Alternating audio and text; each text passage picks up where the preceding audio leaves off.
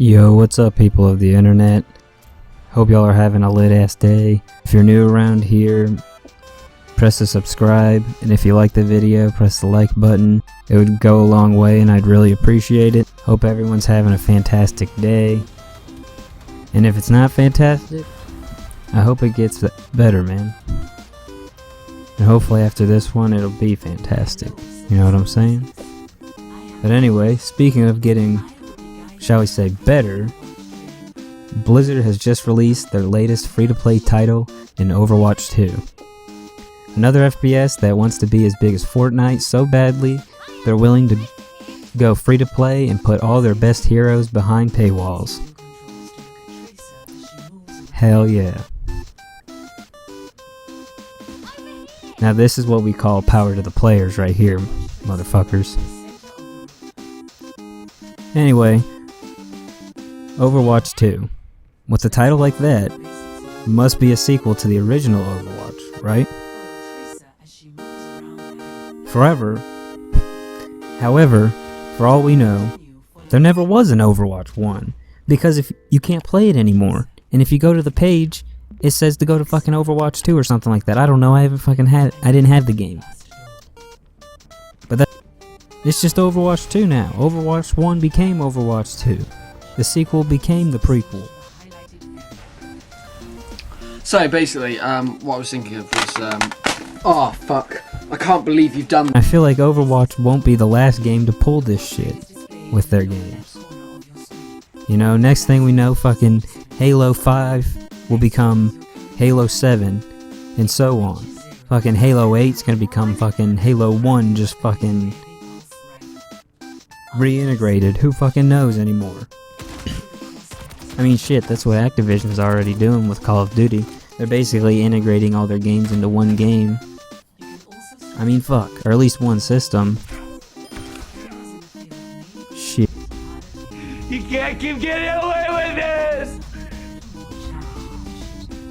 You can't keep getting away with it! Anyway, downfall of the world aside, I didn't get to play much of Overwatch 1, so there's no real time loss for me anyways. And that's one thing that this game really has going for it. If you're like me and you didn't have the chance to play Overwatch in its prime, when it was fucking everywhere, then here's your chance. It's free, there's a small barrier, as long as you got a fucking phone that's not a pay by the minute kind of thing. Plans at the moment to do PC.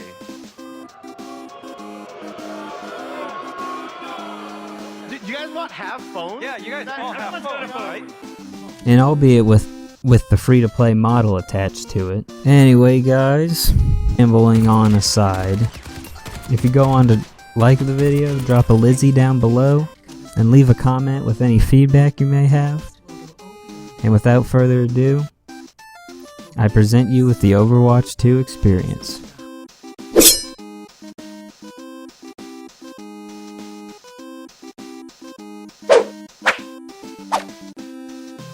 Overwatch 2 is...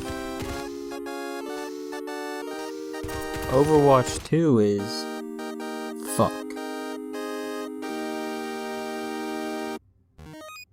Overwatch 2 is... Son of a bitch.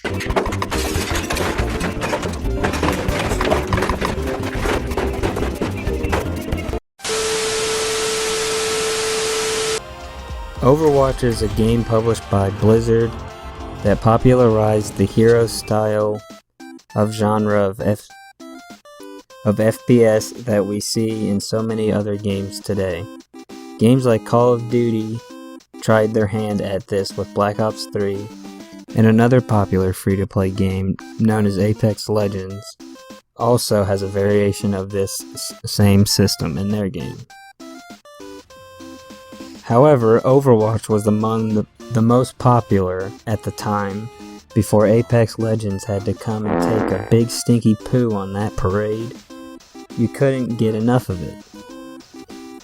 Everywhere, big channels were using Overwatch's gameplay, and streamers were playing it all the time. Throughout its lifespan, Overwatch would see many heights and also many lows, as well as the Blizzard certified controversies.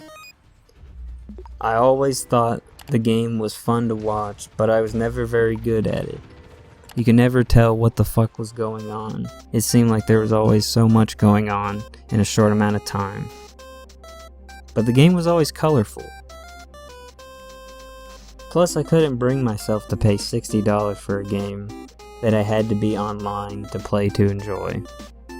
Like, seriously, no campaign or nothing. Like, I understand. Like, nowadays it's commonplace, but back then that was fucking like putting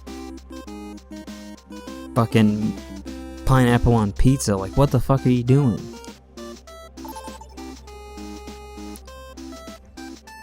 However, leading up to the launch of Overwatch 2, Blizzard would announce that Overwatch 2 would be free to play. And well, trust me, I'm well aware of the issues that come with free to play business models. I also saw the potential for me to at the very least, get to feel some form of the enjoyment I saw many others having back in the day.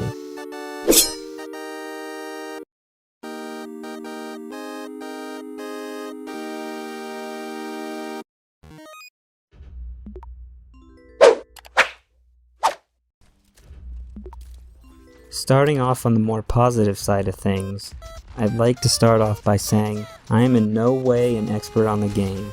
I have no experience with the game competitively, and therefore these opinions are solely based on my opinions as a casual player. You hear that? So don't get all butthurt if I say something that's wrong or is objectively wrong in a competitive setting, whatever the hell you want to say.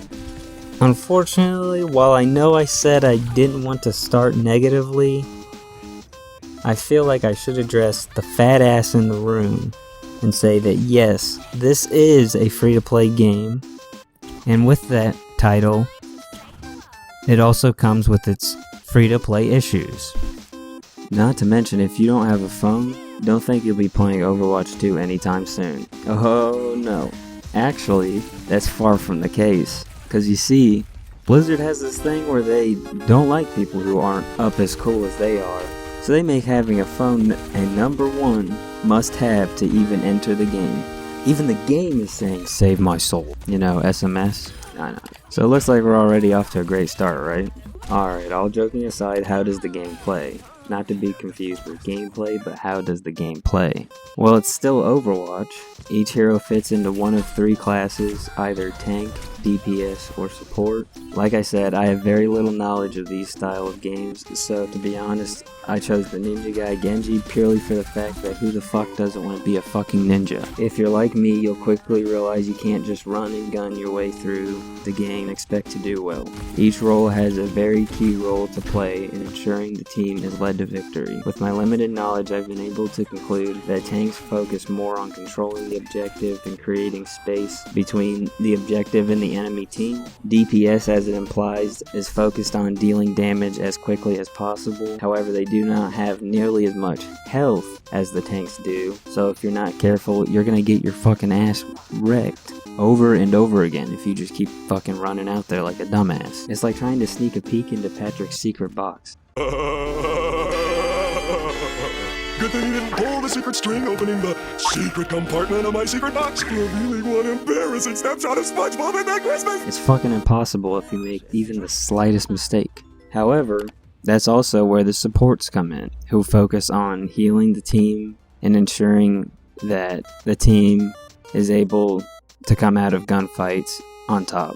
And while attacking head-on and alone is not recommended, this is where support characters really come into play. Right off the bat, before playing the game and experiencing it for myself, I didn't realize the role that the support character plays in these scenarios. Having a good support character can, and very likely will be, the difference between winning and losing a match. As the name suggests, support characters are in charge of, well, supporting the team.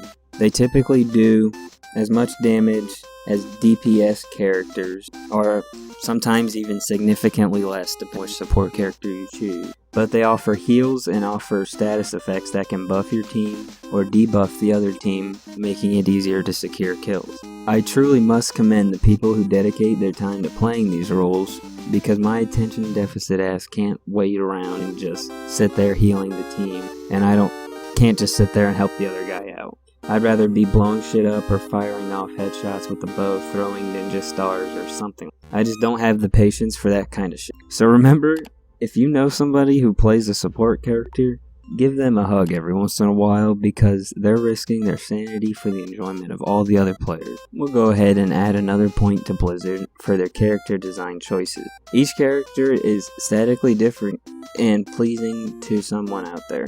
We've got the anime nerd, the emo kid who sits in the back of the room and doesn't say anything unless spoken to, the cheeky, upbeat girl who's friends with everybody but is not particularly loved by any person in particular, the rough and tough cowboy, and the monkey? Yeah? You saved me. Why? Monkey. There's something for everybody here. If there's not a character for you, then you don't have personality traits worth mentioning, and we don't want you here, Zuckerberg. Each character has their own unique weapon, 2 abilities, and an ultimate ability which takes time to charge over the course of the... Thankfully, the cooldowns for most of your abilities from the heroes I've played are relatively short, typically around 5 to 10 seconds. Now moving on to design, if you're sitting there asking yourself, yo, this sounds pretty chill and all, but how about the maps though? And to that, dear viewer, I say this game does have maps. What were you expecting? I'm not an architect, so I'm not the best at defining good map design. However, I'll do my best. There are currently 19 maps in the game so far, at least according to Google. Each map has an objective that 2 teams fight either to control or to push to the enemy spawn. There are several branching paths that interconnect the map together and can lead to different routes in many different scenarios. There are several routes to take in order to get to where you need to go. The maps are very colorful and have quite a few distinct features within, like each one has different themes or is centered around a different country or lifestyle or something. Most of the maps are unique and different from each other, and map control is everything in Overwatch. Team chemistry is what wins battles, and if you don't learn to work well with your teammates, then you're gonna get your ass destroyed over and over again. I feel like this is one of the game's strong suits. Having the right heroes and the right chemistry can lead to all-out domination in the game. Now let's talk game mode. Overwatch 2 has different game modes for different people. If you want to play casual and get your ass kicked, you can. If you want to clench your ass cheeks and stroll into competitive, and the only thing stopping you is getting 50 wins in casual. Don't we just love them barriers? Also, for the people who want a little bit more flavor with their ass clenching, there's the arcade mode, which hosts daily rotating game mode with vastly different rule sets to go along. We've got the Autobots vs Decepticon, an elimination mode, a Russian roulette game mode where you face off 1v1 with random heroes, and a couple others to keep things interesting and fresh. Unfortunately, this is where the positives come to a close, because now we have to talk about the downsides. And I'll just get it out of the way. This is, once again, I'm going to remind you, because just in case you didn't hear me earlier, this is a free-to-play experience. And back to that fat ass elephant I mentioned before, I'm coming for you, Blizzard. You better watch out. A wise man once said, The right to. Remember, with great power comes great responsibility. And unfortunately, Blizzard has all the power in the world to make a great game with solid combat mechanics that can be accessible and played by anyone who wants to enjoy it. However, this once again seems to be the opposite of Blizzard's focus. Surprise, surprise. To simplify things, we'll start from the time a new user logs in. On day 1, you will have to create a Battle.net account, and you must have a cell phone with a non-prepaid plan phone number attached. So no trap phones, motherfuckers. You won't be fucking slanging bricks and playing Overwatch at the same time. Sorry about that. This is the definition of anti-consumerism. Implementing barriers that prevents a certain group of players from playing your game and only seeks to punish the people who legitimately play the game and won't have an impact on the hacking scene whatsoever, because PC players don't use fucking phones to hack. This isn't Watch Dogs. What the fuck is Blizzard thinking? They're limiting their market reach by denying players who might not have the option of a phone plan, or may just prefer to pay in minute. Either way, this is a dumb decision on the part of Blizzard, and there are way better ways of preventing it. But moving on from this, once you finally sign away your soul to Blizzard, you can finally sit and wait patiently for the 30,000 people who are ahead of you and waiting to be assigned. If you're one of the lucky few who doesn't get kicked back to the back of the queue, you are introduced to the game mechanics through a tutorial phase. Correct me if I'm wrong, but I'm pretty sure this is the same in Overwatch 1. Blizzard really showing their copy and pasting skills here. If you can make it without getting booted back to the menu, then you can finally enter the world of matchmaking and start your journey on Overwatch 2. Hoorah! This brings me to another big concern with it locks certain game modes and features behind completion barriers. With this, while this is kinda good for new players as it allows them to get familiarized with the gameplay and core concepts of the game, for many people who are already in deep with the franchise, this must be frustrating as all hell. Also, at first I couldn't access all the heroes until I unlocked them. I don't know if they changed this or not, because later I was able to access them, but this is pure asinine, as people are being withheld the hero that they need to try out. It's also depriving them of experimenting with different heroes, and stop me if you've heard me say this before, this is only putting barriers on players who are new to the game and people who are returning to the game. This only puts barriers on them. The other major problem facing Overwatch 2 in its free-to-play model Blizzard has gone with is that the skill gap, like many other free-to-play games, is insane. If you don't know what you are doing, you're going to be in for a rude awakening. People who have sucked on the teat of Blizzard since the beginning of Overwatch will have a field day with all the newbies in it. Also, the game doesn't do a very good job of explaining the roles of the different heroes and what situations they would be best in. This will lead to many players, such as myself, picking heroes that are obviously not meant to be picked, or not meant to be used on certain maps or in certain scenarios, and you'll be questioning why the fuck you keep dying, and you won't know what the fuck you're doing wrong. You'll have to either Google it or play something else, which is what many people will do. They'll just fucking turn the game off and say fuck this shit. This will turn many players off to the game also from the start, because it doesn't hold your hand in explaining how the game is meant to be played. We won't even get into the fact that they launched without a fucking campaign again, which was a big headline for the game's announced. But this is just another flaw in the publish now fix later mindset that a lot of game publishers seem to be in.